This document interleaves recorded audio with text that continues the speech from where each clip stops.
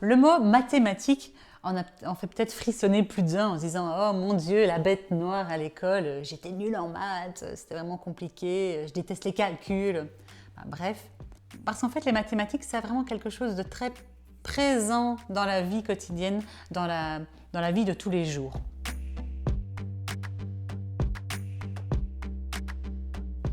Par exemple, au moment du goûter, je sors 3 biscuits et donc mes 2 filles disent « Ah ben ça fait un par personne !» Et je dis « Ah oui, très bien, super, c'est vrai. » Puis je dis « Mais seulement moi je n'ai pas envie d'en manger, je vous le donne. Alors vous allez en avoir combien ?» Et donc là, plutôt que leur dire « Donc je ne veux pas en manger, donc tu en prends un, tu en donnes un à ta sœur et le troisième on le coupe en 2 et vous prenez la moitié », je leur pose la question « Mais tiens, qu'est-ce qu'on va faire ?» Et le fait de les mettre comme ça en petite situation de défi, de challenge, ça se fait naturellement et naturellement elles vont vraiment réfléchir. Il va y avoir une logique, une réflexion sur « Tiens, comment on va résoudre cette petite situation ?» Est-ce que c'est mon côté un peu enseignante, d'aimer un peu titiller l'intelligence comme ça, ou est-ce moi, ça, je ne nous dissocie pas. Mais c'est vrai que dans notre quotidien, dès qu'il y a des petites questions de réflexion ou des petites situations où allez, il faut réfléchir pour appliquer quelque chose ou chercher une solution, eh bien j'implique mes enfants dans cette recherche. Ça se fait vraiment sous forme de jeu, c'est vraiment un moment de plaisir partagé et comme je le disais, c'est vraiment installé dans nos habitudes quotidiennes. Du coup, je pars souvent de la question « Et toi, qu'en penses-tu par rapport à une situation? Comment est-ce que tu ferais, toi ?»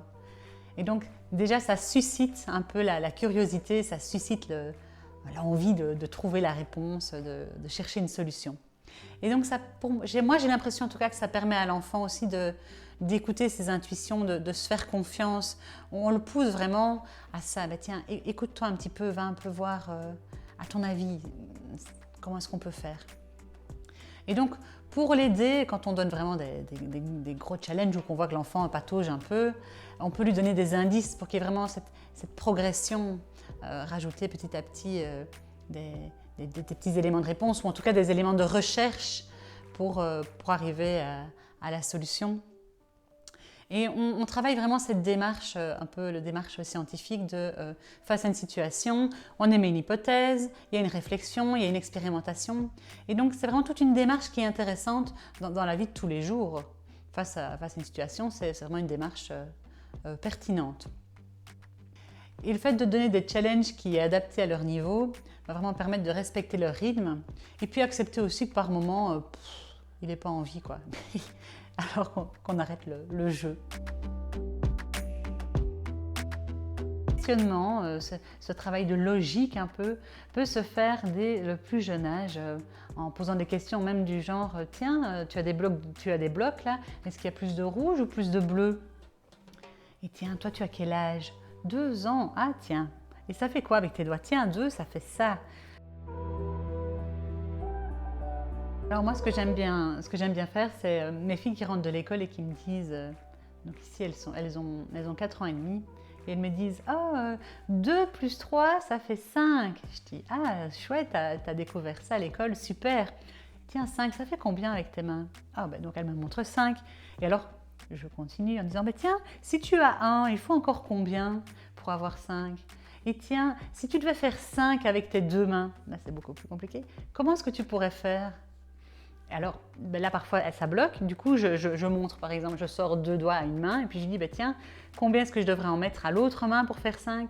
Alors pourquoi titiller comme ça aussi loin? Parce que ça permet vraiment de travailler cette flexibilité mentale sur les nombres, de ne pas montrer que les nombres sont figés, 5 c'est ça et ce n'est que ça, alors que 5 c'est 1 plus 4, c'est 2 plus 3. C'est vraiment donc cette flexibilité mentale qui est vraiment intéressante de travailler pour plus tard. Je me rappelle à l'école, quand on travaillait sur les euros par exemple, et que les enfants devaient, donc c'était en primaire, sur un article on devait indiquer le prix, c'était 3 €, ils devaient dessiner la somme. J'avais des enfants qui me dessinaient une pièce de 3 €. Alors quand je disais, bah, tiens, 3 euros, regarde un petit peu dans la monnaie, cherche-moi un peu 3 euros. Et donc là, d'office, il me prenait une pièce de 1, une pièce de 2. Et donc il se rendait compte qu'effectivement, les pièces de 3 euros, ça n'existe pas. Et donc, moi, personnellement, en tout cas, je laisse mes enfants utiliser leurs doigts pour compter. Bon, elles sont encore en maternelle, donc ça me semble tout à fait logique d'avoir encore besoin de concret. Mais voilà, je pense qu'en primaire, si l'enfant utilise encore ses doigts, il a peut-être encore besoin de ce petit soutien. Et peut-être qu'au fur et à mesure des années, l'enfant saura s'en détacher. Mais s'il est toujours à compter sur ses doigts, c'est peut-être qu'il a encore besoin donc, de ce concret. Donc, concrètement, comment est-ce que j'exerce cette logique? C'est souvent par des petits challenges. J'essaye vraiment donc de titiller l'intelligence, la curiosité. Par exemple, le soir, quand mes filles sont face à leur bol de soupe, c'est « elle en a plus que moi, elle en a moins que moi ».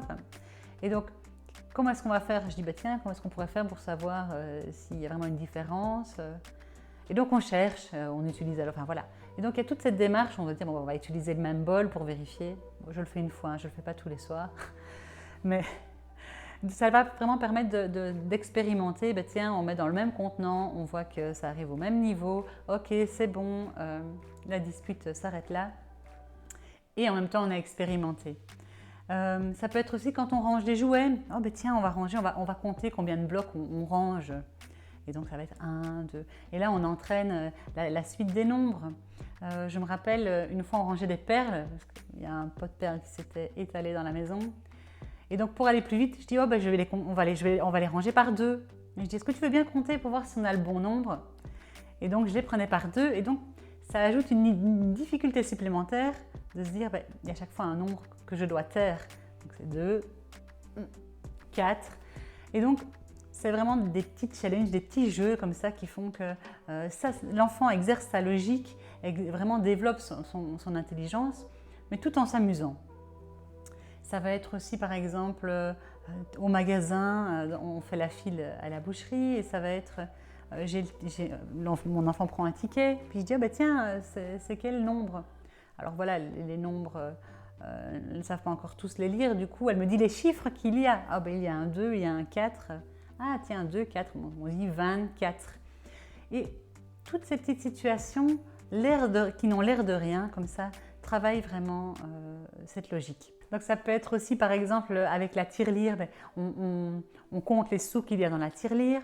Si l'enfant est trop jeune pour faire des additions si longues, mais ça peut être le classement de pièces, les pièces en cuivre, les pièces dorées, les pièces en euros. Enfin, on peut imaginer comme ça des classements qui sont vraiment bons aussi pour développer l'intelligence et la logique.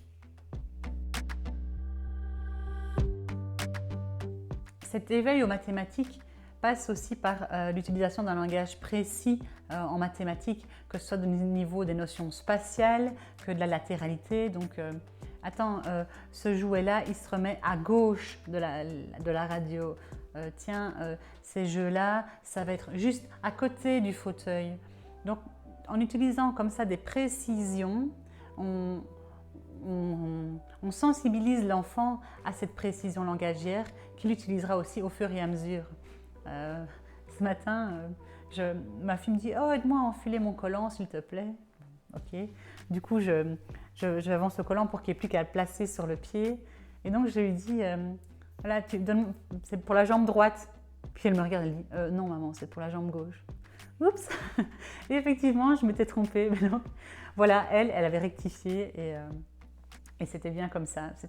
On a un petit peu rigolé. Voilà. En conclusion, éveiller son enfant aux mathématiques dès le plus jeune âge, c'est facile et ça peut se faire dans les tâches vraiment quotidiennes, par des petites questions, par des petits challenges.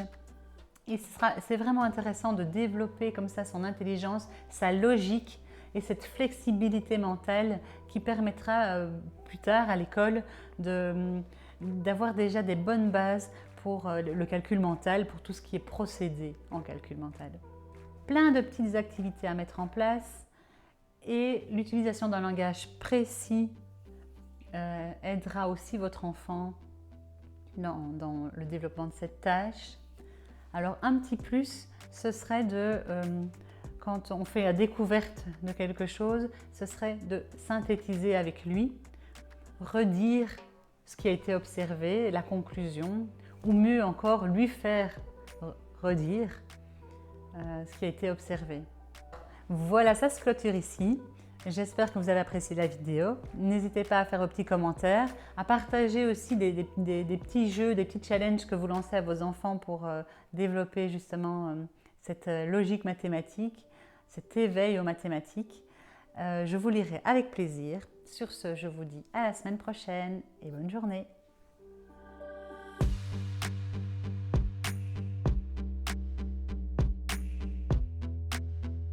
Alors, comment ça se passe? Ça fait un peu tic involontaire. Mais non. Comment ça se passe? Alors, on est déjà au 3e café de Philippe. Seulement. Pour intégrer, donc intégrer quoi? C'est pas ça, c'est pas ça, c'est pas ça. Qu'est-ce que j'ai dit qui était super bien? Oh, tu le dis pas, donc tu recommences. Bam, on bat. Et donc, c'est pas. Donc, donc, en cuivre, c'est ça, en cuivre? Cuivre? Cuivre ou cuivre? Cuivre. C'est tout pour le moment. Je résume déjà dans ma vidéo, n'hésitez pas à... Non. Bon,